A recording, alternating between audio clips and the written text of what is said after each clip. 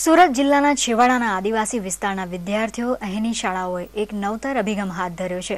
આ શાળામાં ભણતા વિદ્યાર્થીઓ માટે ઉચ્ચ કક્ષાનું શિક્ષણ મળે તે માટે વિદેશથી અંગ્રેજી વિષયના નિષ્ણાંત શિક્ષકોને બોલાવી અંગ્રેજી શિક્ષણ અપાવવાની શરૂઆત થઈ રહી છે। જોઈએ એક અહેવાલ।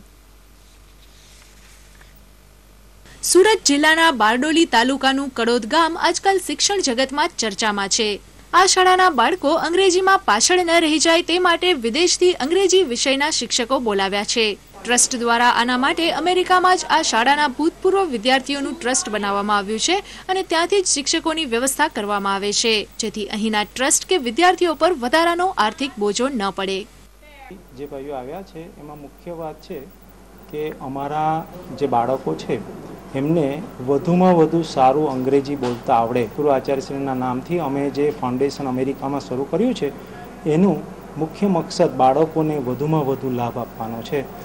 શાળા દ્વારા કરવામાં આવેલી આ પહેલમાં શરૂઆતમાં અમેરિકાથી 4 શિક્ષિકાઓ બોલાવવામાં આવી છે। મૂળ અમેરિકાની આ શિક્ષિકાઓના મતે ભારતીય શિક્ષણ પ્રણાલી અને અમેરિકન શિક્ષણ પ્રણાલી વચ્ચે મોટો ફરક છે। Class size is very different, so there's 30 maybe students in a class in the USA, and here there might be 60 in a class, so it's much bigger. And then also here I use mostly the chalkboard and chalk to teach, whereas in the US I might hand out papers. તો બીજી તરફ સ્થાનિક શિક્ષકોથી ટેવાયેલા વિદ્યાર્થીઓ શરૂઆતમાં વિદેશી શિક્ષકોના અંગ્રેજી ભાષાના ઉચ્ચાર સમજવામાં થોડી મુશ્કેલી અનુભવતા હતા, પરંતુ હવે ધીમે ધીમે તેઓ પણ વિદેશી અંગ્રેજી ઉચ્ચારોથી ટેવાઈ ગયા છે। ભણાવે છે તે એકદમ સારું ભણાવે છે। અમને ફાયદો થાય છે કે અમે મોટા થઈને પણ ટીચરની જેમ ઇંગ્લિશમાં બોલી શકીએ।